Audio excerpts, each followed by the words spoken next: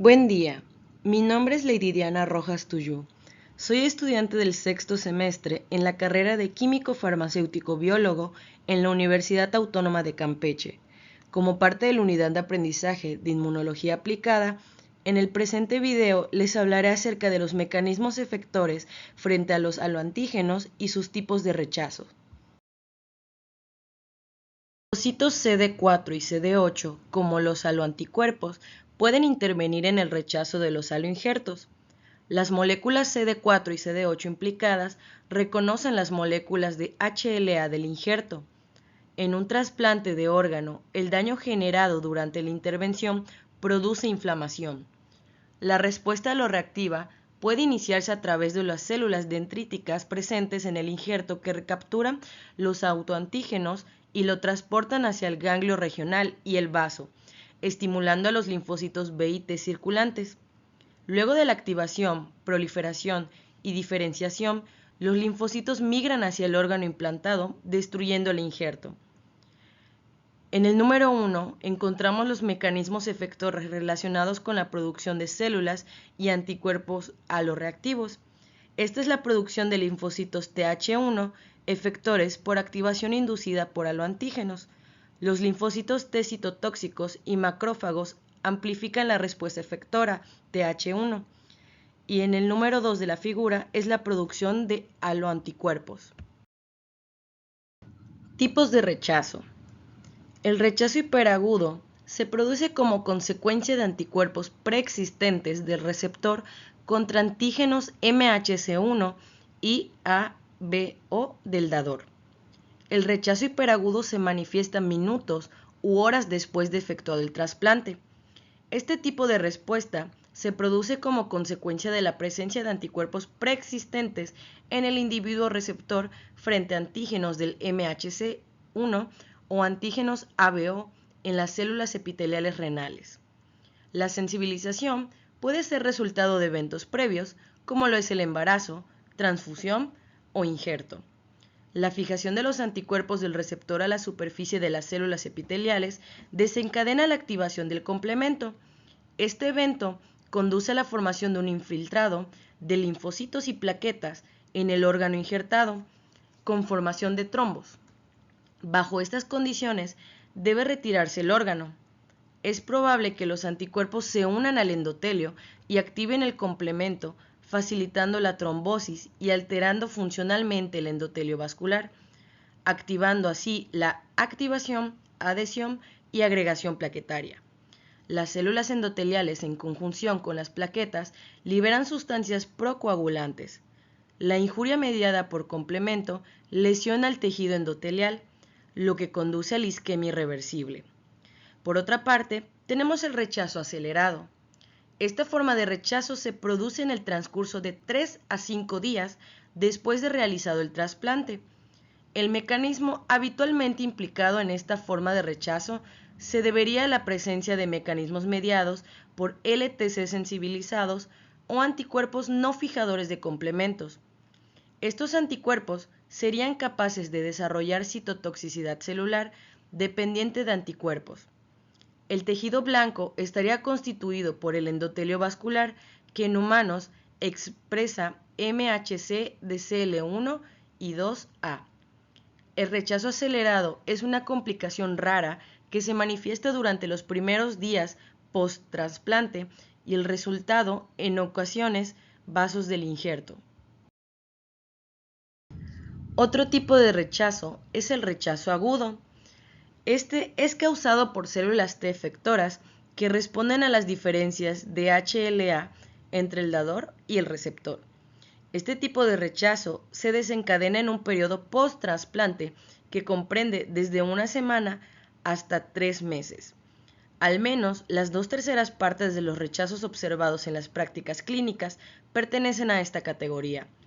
Este tipo de rechazo se inicia dentro de unos meses después del trasplante y se caracteriza por un infiltrado intersticial por linfocitos, granulocitos, macrófagos y o monocitos.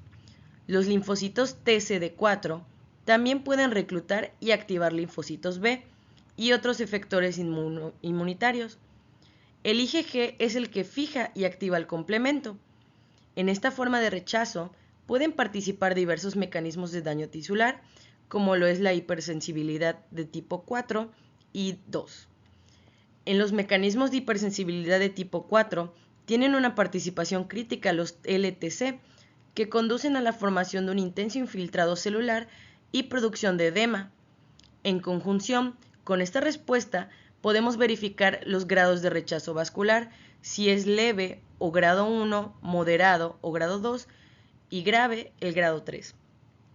La imagen histológica prototípica de vasculitis es un mecanismo que estaría mediado en parte por anticuerpos. Los linfocitos T reconocen a los antígenos presentes en el injerto a nivel del endotelio, provocando destrucción celular por liberación de porinas y gramzimas cuando implica a los LTC.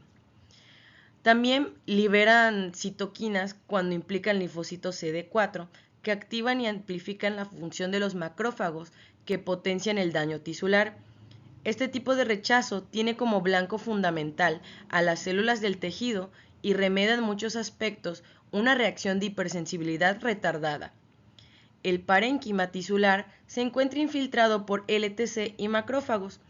De la caracterización de los componentes celulares del infiltrado surge el linfocito predominante, que es el fenotipo CDSA. El trasplante puede ser recuperado mediante la administración masiva de metilprednisolona sola o asociado según la eficacia obtenida. Tratamiento adicional con el OKT3. Por último, encontramos el rechazo crónico.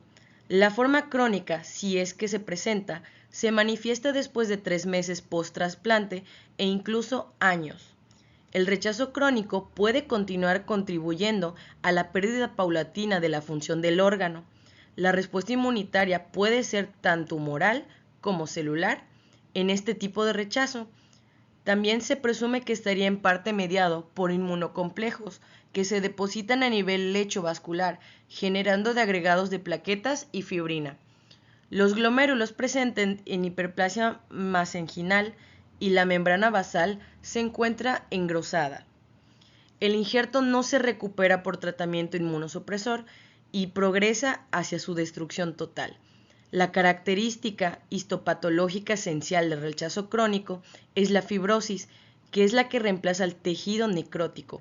La fibrosis puede considerarse una consecuencia de la isquemia, necrosis y ulterio de reparación tisular.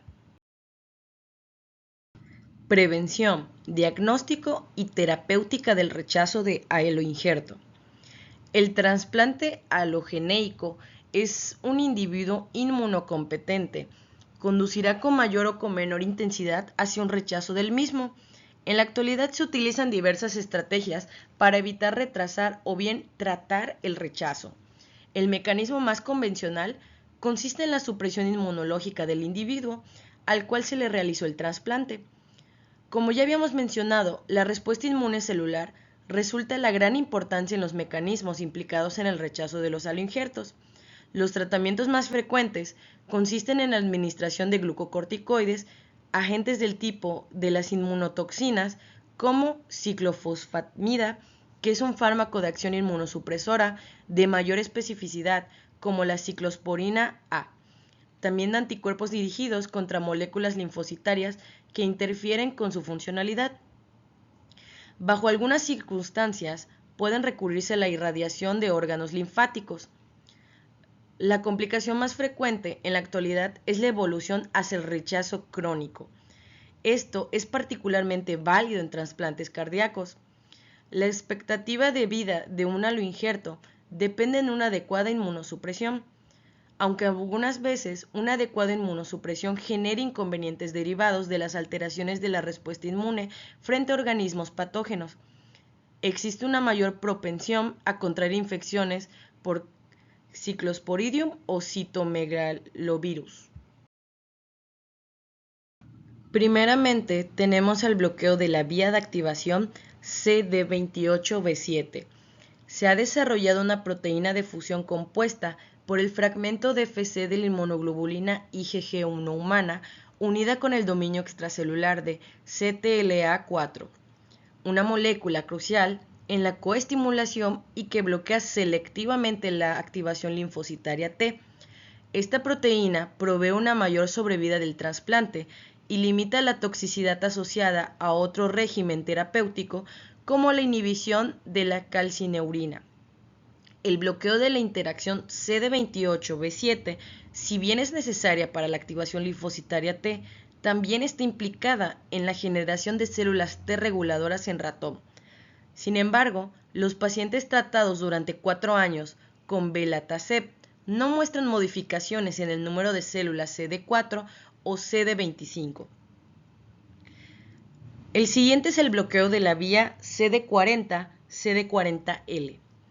La funcionalidad de esta vía es crítica para la presentación antigénica, la activación linfocitaria, movilización de leucocitos hacia el interior del injerto, la generación de células TCD4, TCD8 de memoria y la promoción de los mecanismos efectores mediados por TH1, macrófagos implicados en el rechazo crónico. Respecto a las células B, esta vía desencadena la proliferación y aumenta la capacidad presentadora de las células B y la producción de anticuerpos, que están implicadas en la respuesta inmune del rechazo agudo y crónico. La interacción CD40-CD40L también es relevante en la activación de las células dendríticas, células endoteliales, fibroblastos y plaquetas, las cuales también se encuentran involucradas en el rechazo. Sin embargo, la unión de CD40-CD40L también influye en el mantenimiento de la tolerancia, hecho que puede constituir un obstáculo en los abordajes terapéuticos de largo plazo. A pesar de ello, los datos preliminares parecerían indicar que el bloqueo de esta interacción no es suficiente para quebrar la tolerancia en primates y humanos. Hablando de otros efectos terapéuticos, everolimus es un nuevo inmunosupresor que es potente inhibidor de la señal de proliferación tanto de células hematopoyéticas y no hematopoyéticas. Está indicado en la profilaxis del rechazo de órganos en pacientes adultos con riesgos inmunológicos bajos a moderados que reciben un trasplante renal o cardíaco alogénico. Debe utilizarse en combinación con ciclosporina para una microemulsión y corticoides. El siguiente es basiliximab. Es un anticuerpo monoclonal que actúa como inmunosupresor. Es un compuesto quimérico fabricado por tecnología de ADN recombinante, una molécula de inmunoglobulina G que es 75% humano y 25% murino. Fue aprobado por la FDA en 1998, es análogo del daclizumab y tiene propiedades antiinflamatorias e inmunosupresoras y posee afinidad inhibitoria sobre la molécula CD25 de los linfocitos T. Está indicado en el rechazo de trasplantes. La clasificación tradicional de los tipos de rechazo frente a los aloinjertos no responden estrictamente a criterios temporales ni inmunológicos, sino a consideraciones histopatológicas. Aquí observamos los mecanismos inmunológicos mediados por el daño tisular. Son posibles mecanismos efectores implicados en el trasplante alogénico. La respuesta efectora alogénica se asocia a diferentes entidades clínicas. El rechazo agudo puede presentarse en forma de rechazo vascular agudo o celular agudo. En este último pueden estar implicados varios mecanismos efectores como la lisis mediadas por LTC, lisis por macrófagos activados como en la hipersensibilidad de tipo 4 y lisis mediada por células asesinas naturales, las natural killer. La lisis mediada por los LTC es probablemente la más relevante. Como consecuencia de ello, se produce necrosis de células parenquimatosas halogénicas.